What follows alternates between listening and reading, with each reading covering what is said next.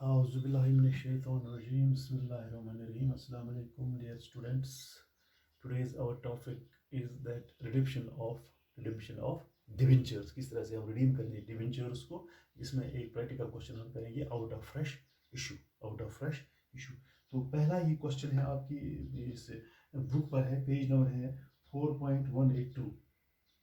4.182 उसका आप page number निकाल सकते हैं. तो वहाँ पर पहला ही क्वेश्चन है, हनस limited has outstanding of 5,000 10% debentures of ₹10 each on 1/4/2007 को. तो रिडीम्ड आफ्टर 5 years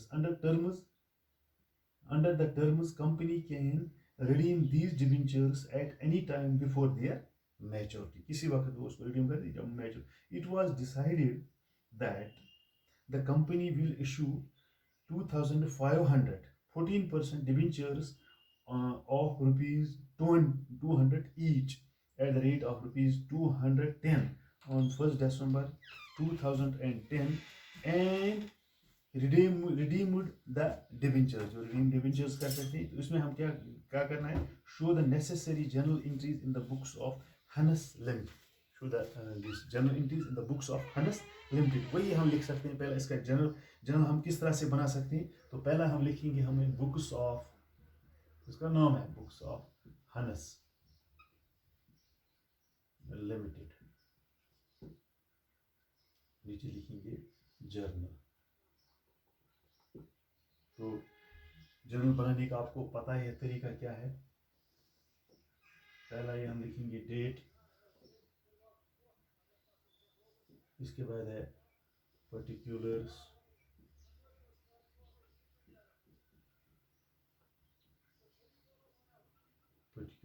इसके बाद है लेजर फोलियो, डेबिट रुपीज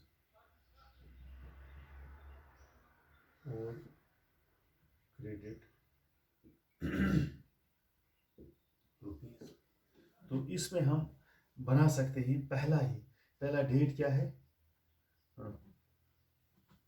दिसंबर 2010,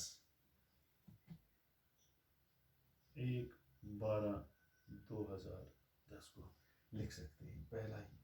तो पहला क्या है, इसमें क्या हम लिख सकते हैं. तो पहला ये रिव्यू है कितना, ये कितना है. पहला ही हम लिखेंगे बैंक अकाउंट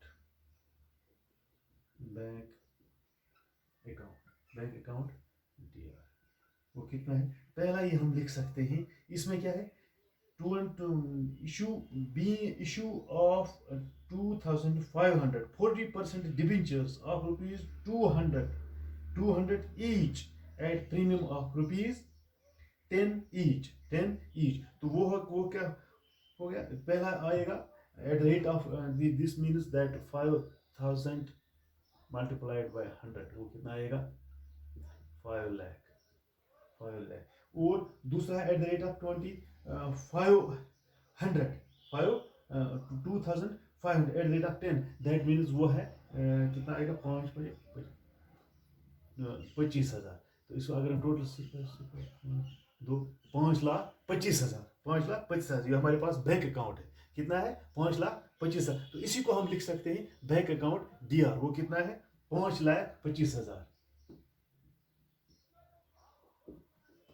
5,25,000. तो ये हम अभी लिख सकते हैं टू 14% डिबेंचर्स अकाउंट.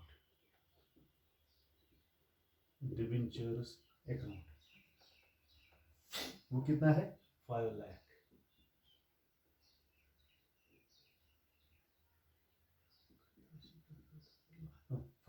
तो 40% डिबेंचर्स अकाउंट है 5 लाख. तो सिक्योरिटीज प्रीमियम अकाउंट है, टू सिक्योरिटीज प्रीमियम अकाउंट. वो कितना है, 25,000.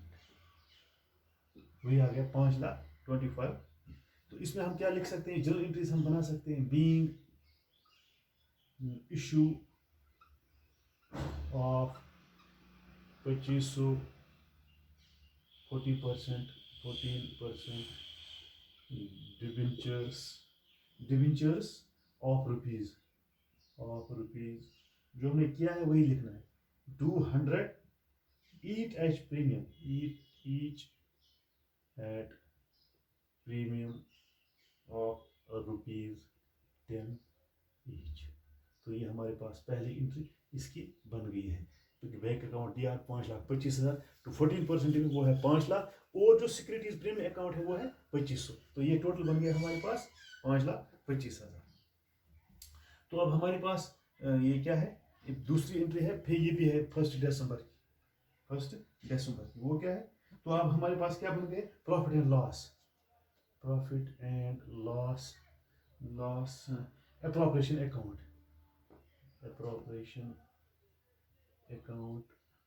दिया, वो कितना है 2,50,000 टू डिबेंचर। तो ये जब इसको 100 से ज़रब देंगे तो वो आएगा 2,50,000 टू डिबेंचर रिडेम्पशन अकाउंट। कितना है 2,50,000। तो इसमें इसने हमें क्या किया, being debenture redeemable reserve amount called being debenture redemption reserve amount created. इस तरह हम से क्रिएट कर सकते हैं या profit and loss appropriation account 2,50,000 तो to debenture redemption reserve account जो हमारे पास रह गया टू क्या लिखा हमने, to debenture redemption reserve account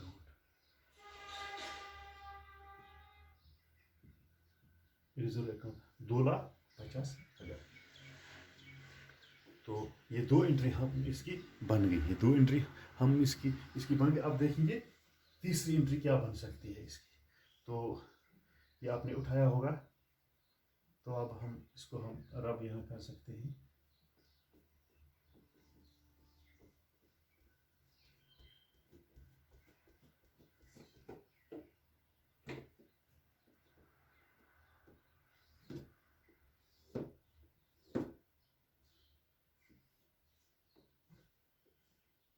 तो ये भी है 1 दिसंबर की।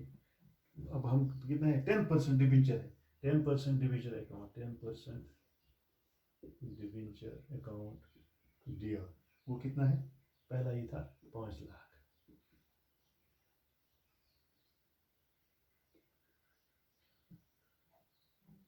Debenture holder account to debenture holder account, वो भी कितना है 5 लाख। ठीक है, being amount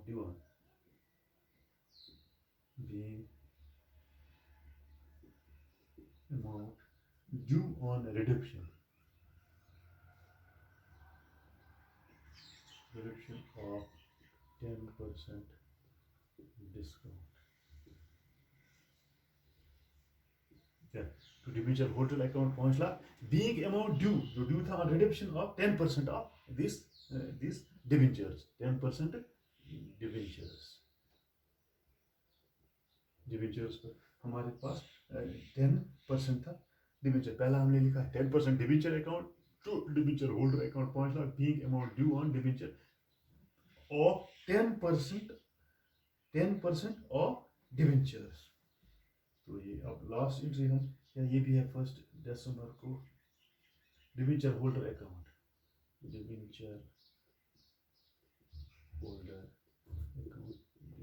वो है हमारे पास 5 लाख टू बैंक अकाउंट। ये हमारे पास बैंक अकाउंट कितना है 5 लाख। तो हमने क्या किया इसमें, बीइंग द अमाउंट ड्यू, उसको हमने फाइनली पे किया। तो इस तरह से हम रिडेम्पशन ऑफ डिबेंचर्स का क्वेश्चन हमने जो पहला किया है, जो हनस लिमिटेड है आउटस्टैंडिंग उसका था 5,000 at the rate of 10% each at the rate of 10% debentures of ₹100। तो पहला ये एंट्री हमने बनाई है बैंक अकाउंट, जो कहता कितना था 5,25,000। 14% डिबेंचर्स कितना आते हैं 5 लाख। जो सिक्योरिटीज प्रीमियम अकाउंट है वो 25,000 होते हैं, दो वही हो गया 5,25,000। तो हमारे पास क्या बन गया, being issue of 2,500 14% debentures of ₹200 each at premium और ₹10 ईच। जब हम 2,500 को 10 है तो 25,000 आता है। तो टोटल हमारे पास क्या बने, डेबिट रुपीज है 5,25,000। तो ये हमारे पास क्या बने, profit and loss appropriation account 2,50,000। तो डिबेंचर रिडक्शन अकाउंट वो है 2,50,000। 10%। तो तीसरी एंट्री है हमारे पास डिबेंचर अकाउंट, डिबेंचर ये सॉरी 10% डिबेंचर अकाउंट, वो हमारे पास ऑलरेडी है 5 लाख, वो हमारे पास है 5 लाख। तो डिबेंचर होल्डर्स अकाउंट वो हमारे पास 5।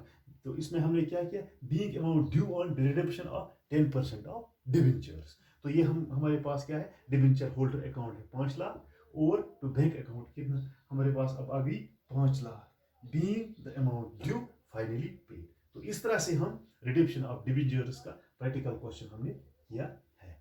उम्मीद है कि आप और भी कोशिश करोगे और सवाल हल करने की, ताकि आपको ज़्यादा से ज़्यादा समझ आ जाए। इसमें बहुत सारे एग्जाम्पल्स भी दिए हैं, तो आप उनकी तरफ भी जा सकते हो और वहाँ भी देख सकते हो इनको ज़्यादा से ज़्यादा ये जो क्वेश्चन है ज़्यादा से ज़्यादा हल करने की, और अपनी किताबों की तरफ ज़्यादा से ज़्यादा आप ध्यान दोगे अकाउंट्स की तरफ 12th का।